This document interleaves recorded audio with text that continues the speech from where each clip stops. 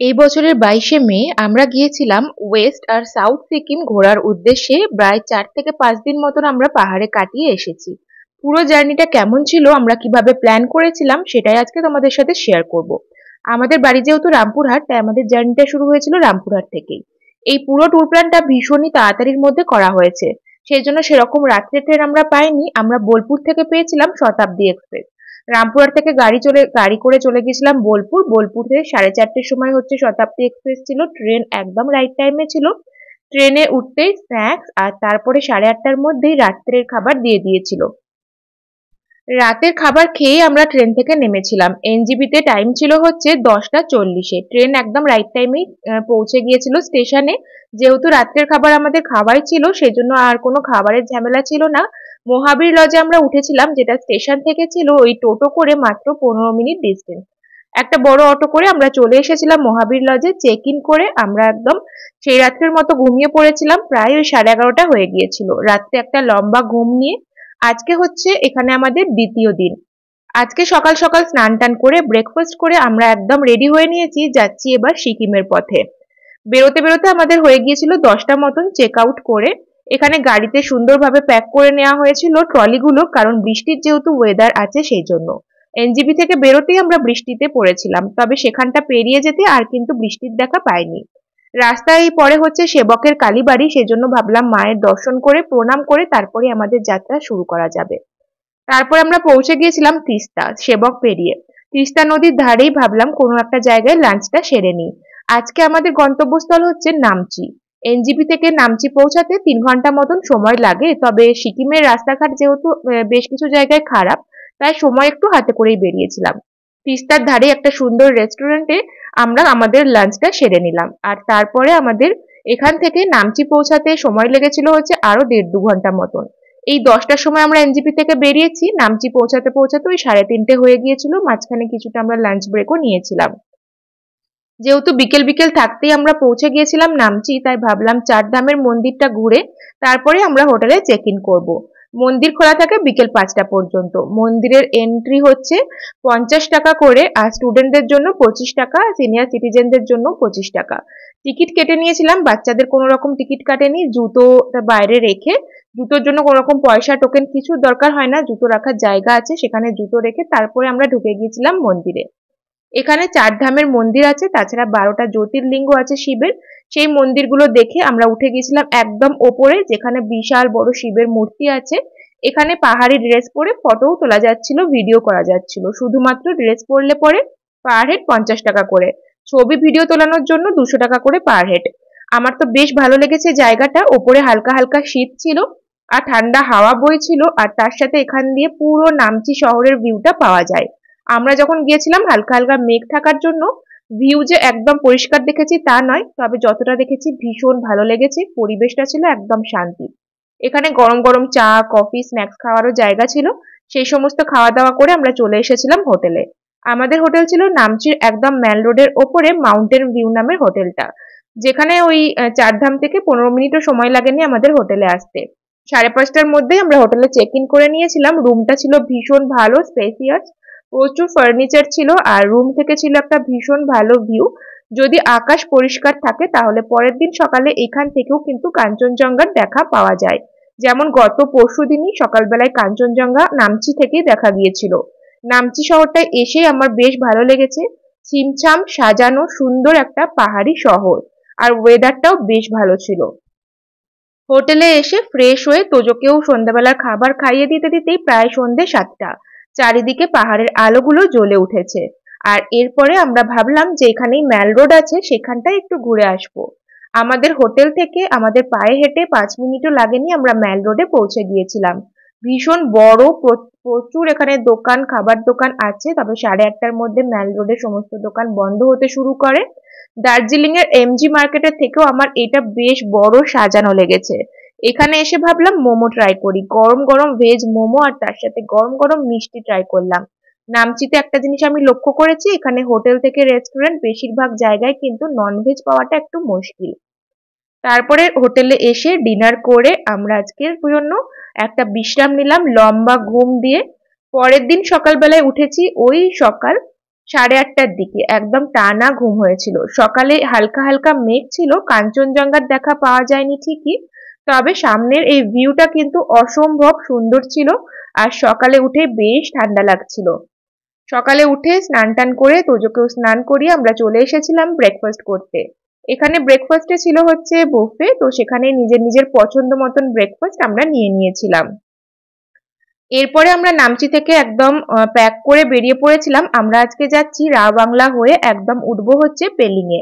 নামচি থেকে পেলিং এর ডিস্টেন্স ওই 2 থেকে 2.5 ঘন্টা মতন লাগে, তবে পাহাড়ি রাস্তা তো সেটা 3-3.5 ঘন্টা হাতে ধরে এগোনো উচিত। আর নামচি থেকে রা বাংলার ডিস্টেন্স 45 মিনিট থেকে ম্যাক্সিমাম 1 ঘন্টা। প্রথমে আমরা চলে এসেছিলাম নামচির এই মনেস্ট্রিতে। এখানে মেঘের খেলাটা ভীষণ ভালোভাবে আমরা দেখেছিলাম। মেঘগুলো একদম আস্তে আস্তে নেমে এসেছিল। এখানে মনেস্ট্রি দেখে অনেকটা সময় কাটিয়ে তারপরে আমরা যাচ্ছিলাম টেমিটি গার্ডেনের উদ্দেশ্যে।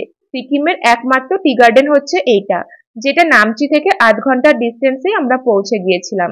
কিছুটা 50 টাকা কি 100 টাকার মতন টিকিট মূল্য ছিল পার হেড, বাচ্চাদের জন্য একদম ফ্রি। টিকিট কেটে আমরা ঢুকে গিয়েছিলাম চা বাগানে। একদম সিঁড়ি থেকে পুরো রাস্তা ছিল চা বাগান পর্যন্ত। পুরো চা বাগানটা ঘুরে দেখা যায়। যতটা পেরেছিলাম আমরা গিয়েছিলাম। আর সুন্দর সুন্দর ফটো ভিডিও নিয়ে চারিদিকে অনেক কিন্তু খাবার দোকান ছিল। যেহেতু সময় প্রায় 1টা হয়ে গিয়েছিল, তাই আমরা লাঞ্চটা এখানেই সেরে নিয়েছিলাম। আজকে মোমো থুপ্পা এসব দিয়ে আমরা লাঞ্চ সেরেছিলাম। আর তোজোর জন্য ভেজ একটা থালি অর্ডার করে দিয়েছিলাম। আর তারপরে এখান থেকে এবার আমাদের গন্তব্যস্থল হলো রা বাংলা। রা বাংলার বুদ্ধা পার্ক দেখে তারপরে আমরা উঠবো হচ্ছে পেলিংয়ে। এখান থেকে রা বাংলা একদমই কিন্তু ডিস্টেন্স নয়, আমাদের 8 ঘন্টা মতনও সময় লাগেনি। বেশ কিছুদিন আগে যেহেতু প্রচুর বৃষ্টি হয়েছে বা এখনো হচ্ছে, সেজন্য রাস্তাঘাট বিভিন্ন জায়গায় কিন্তু খারাপ ছিল। সেই জন্য আমরা একটু হাতে সময় নিয়ে আজকে সকাল সকাল বেরিয়েছি, যেহেতু আমরা উঠবো একদম পেলিংয়ে। রা বাংলাতে এসেও 50 টাকা করে কি 100 টাকা করে এরকম টিকিট প্রাইস ছিল। তাছাড়া এখানে কেবল কারও অ্যাভেলেবেল আছে। কেবল কারে করে পুরো পার্কটা ঘুরে দেখা অনেকটাই সুবিধা, কারণ পায়ে হেঁটে পুরোটা ঘোরা কিন্তু অসুবিধা। তবে কেবল কারের সার্ভিস শুরু হচ্ছে বিকেল 3:30 থেকে। আমরা যেহেতু 2:30টার আগেই পৌঁছে গিয়েছিলাম, তাই আমরা ভাবলাম 1 ঘন্টার মধ্যে আমাদের ঘোরা কমপ্লিট হয়ে যাবে। আমরা আবার পেলিং এর উদ্দেশ্যে বেরিয়ে যেতে পারবো, তাই আর ওয়েট করিনি। পায়ে হেঁটেই যতটা পেরেছিলাম ঘুরেছিলাম। ওয়েদার ভালো থাকলে পুরো এই বুদ্ধা মূর্তির পেছন দিক দিয়ে কাঞ্চনজঙ্ঘার রেঞ্জটা দেখা যায়। আমরা যখন পৌঁছেছিলাম ওয়েদার মেঘলা থাকলেও কিছুক্ষণ পরেই মেঘ সরে রোদের দেখা দিয়েছিল। আর এই যে আস্তে আস্তে কাঞ্চনজঙ্ঘার পুরো রেঞ্জটা আমরা দেখতে পাচ্ছিলাম।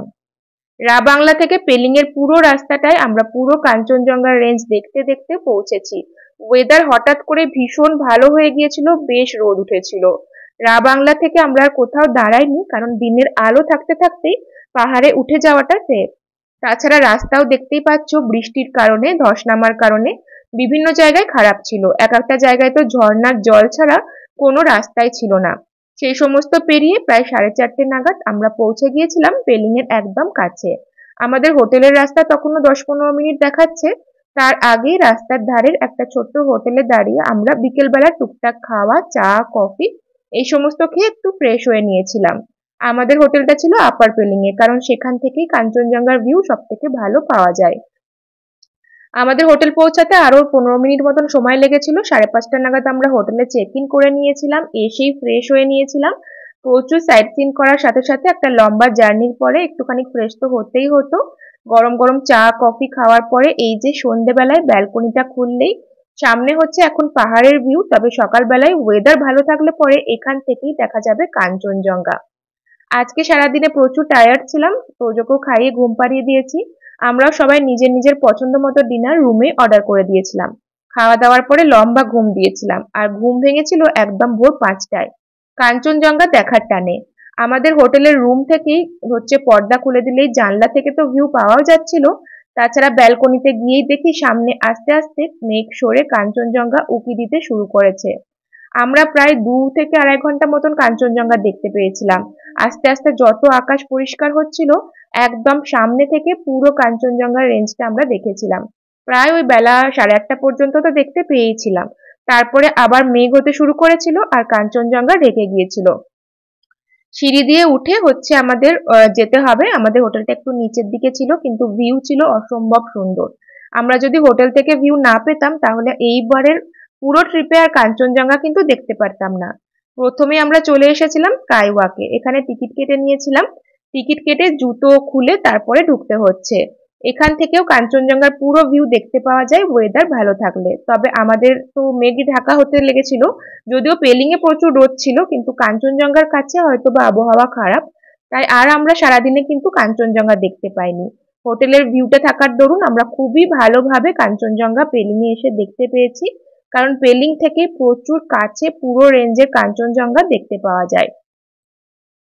পুরো স্কাই ওয়াকটা আমরা সুন্দরভাবে ঘুরলাম, প্রচুর ফটো ভিডিও নিলাম, আর এটা আমাদের হোটেল থেকে 15 মিনিটেরও ডিস্টেন্স ছিল না।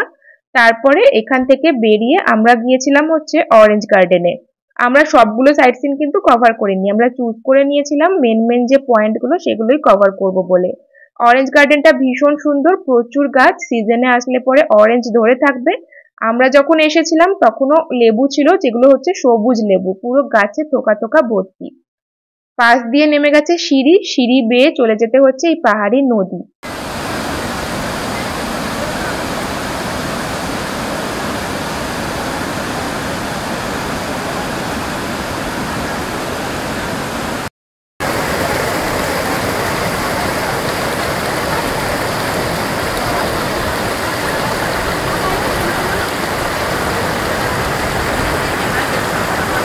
পাহাড়ি ঠান্ডা নদীতে পা ভিজিয়ে শরীর ঠান্ডা করে তারপরে আমরা চলে এসেছিলাম খেচুপেড়ি লেকে।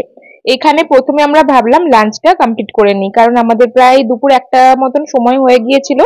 এখানে একদম আলু ভাজা থেকে ডাল, তারপরে ঢেঁড়সের তরকারি, ডিমের অমলেট দিয়ে ভীষণ ভালোভাবে লাঞ্চ করে আমরা টিকিট কেটে ঢুকে পড়লাম লেকের উদ্দেশ্যে। এখানে প্রথমে ঢুকেছিল একটা ছোট্ট লেক, যেখানে প্রচুর মাছ ছিল, মাছদেরকে খাবারও দেওয়া যাচ্ছিল। তারপরে সিঁড়ি দিয়ে উপরে উঠে গেলেই হচ্ছে মনেস্ট্রি, আর তার সাথে পুরো লেকটা দেখতে পাওয়া যায় একদম স্বচ্ছ আর পরিষ্কার। সিকিমের এটা একটা পবিত্র স্থান বলে তারা মনে করে। খিচিপিড়ি লেক থেকে বেরিয়ে আমরা যাচ্ছিলাম হচ্ছে কাঞ্চনজঙ্ঘা ওয়াটারফলস এর উদ্দেশ্যে। পেলিং থেকে কাঞ্চনজঙ্ঘা ওয়াটারফলস কিন্তু অনেকটাই সময় লাগে, প্রায় 1.5 ঘন্টা মতন। তবে পেলিং এর সাইট সিন গুলোর মধ্যে এইটা কখনোই মিস করা উচিত নয়, কারণ এই ওয়াটারফলসটা আমাদের ভীষণ ভালো লেগেছে। আর এখন যেহেতু বৃষ্টির ওয়েদার, তাই প্রচুর জল ছিল ওয়াটারফলসে।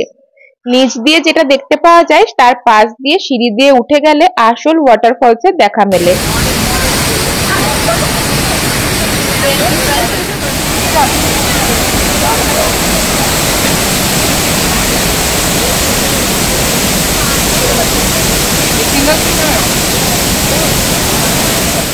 কাঞ্চনজঙ্ঘা ওয়াটারফলস দেখে আমাদের পেলিং আসতে আসতে আরো 1 ঘন্টা মতন সময় তো লেগেই গিয়েছিল। বিকেল 5টা নাগাদ আমরা পৌঁছে গিয়েছিলাম হোটেলে। এছাড়াও আরো অনেকগুলোই পয়েন্ট আছে, তবে আমাদের এই মেন পয়েন্টগুলোই যেটা আমি দেখেছিলাম ভিডিওতে বা লোকাল লোকদের কাছেও জিজ্ঞেস করে, যে এই মেন পয়েন্টগুলোই হচ্ছে সব থেকে সুন্দর। তাছাড়া বাকি বার্ড পার্ক থেকে আরম্ভ করে রোজ গার্ডেন এই সমস্ত অনেক কিছুই ছিল। হোটেলে এসে ফ্রেশ হয়ে তারপরে 1 কাপ গরম গরম চা খেয়ে আমরা এসেছিলাম নিচের রেস্টুরেন্টটাতে। সেখানে টুকটাক চিকেন পাকোড়া এই সমস্ত কফি খেলাম, আর তাছাড়া এই রেস্টুরেন্ট থেকেও ভীষণ সুন্দর একটা পাহাড়ের ভিউ দেখতে পাওয়া যায়। তো সেরকমই গল্প টল্প করে আর রাত্রে খাবার দাবার কমপ্লিট করে বেশ তাড়াতাড়ি আমরা সবাই ঘুমিয়ে পড়েছিলাম। পরের দিন সকালবেলা যখন উঠেছি সকাল 7টার সময়, তখন জানলা দিয়ে তাকিয়ে দেখি কাঞ্চনজঙ্ঘার কোনোই দেখা নেই। মেঘ করে আছে, কুয়াশায় ভর্তি, তার সাথে ঝিরিঝিরি বৃষ্টিও হচ্ছে। তবে আমরা ভাগ্যক্রমে আমরা যে কদিন পাহাড়ে ছিলাম বেশ ভালো ওয়েদার পেয়েছিলাম। পেলিং এ তো একদম রোদ ঝকঝকে ছিল, সেজন্যই কাঞ্চনজঙ্ঘা দেখতে পেয়েছিলাম। পাহাড়ে বৃষ্টি দেখতে ভীষণ ভালো লাগে, তবে এক জায়গায় বসে এক্সপ্লোর করার জন্য বাচ্চা নিয়ে আমার মনে হয় ওয়েদার ভালো থাকলেই ভালো হয়। পেলিং থেকে আমরা নেমে এসেছিলাম তখন প্রায় 9:30 মতন বাজছে, আর আমাদের এনজিপি নামতে নামতে সময় হয়ে গিয়েছিল বিকেল প্রায় 5টা। অতটা সময় আমাদের একদমই লাগতো না, কিন্তু আমরা পাহাড়ে কোথাও ট্রাফিক জ্যামে না পড়লেও শিলিগুড়ি ঢোকার মুখে রাস্তা তৈরির কারণে 1.5 ঘন্টা দাঁড়িয়ে থাকতে হয়েছিল। তবে তার আগেই তিস্তা নদী পেরিয়ে আমরা আমাদের লাঞ্চটা সেরে নিয়েছিলাম। একটা খুবই সুন্দর পাহাড়ের ধারে ছোট্ট রেস্টুরেন্ট আছে, ভীষণ পরিষ্কার পরিচ্ছন্ন খাবার ছিল। সেখানে তোজোকেও খাইয়ে নিয়েছিলাম, আমরাও হচ্ছে লাঞ্চটা করে নিয়েছিলাম। তারপরে 5টা সাড়ে 5টার দিকে আমাদের ওই মহাবীর লজে আবার বুকিং ছিল। এখানে এসে ফ্রেশ হয়ে বিকেলের খাবার দাবার খেয়ে আমরা বেরিয়েছিলাম হংকং মার্কেটের উদ্দেশ্যে। আমাদের এই পুরো ট্রিপের মধ্যে হংকং মার্কেট যাওয়াটাও ইনক্লুডেড ছিল। উজ্জ্বল যেহেতু কখনো যায়নি, ওর জন্য এটা ফার্স্ট টাইম ছিল। আমরা হোটেলটা ছিল আমাদের একদম হচ্ছে রেল স্টেশনের পাশে, এনজেপি। সেখান থেকে একটা অটো নিয়ে নিয়েছিলাম। অটোতে পার হেড 50 টাকা করে টিকিট মানে ভাড়া নিয়েছিল। আমরা বড়দেরই নিয়েছিল, আর 5 জনই আমরা এটে গিয়েছিলাম একটা অটোতেই।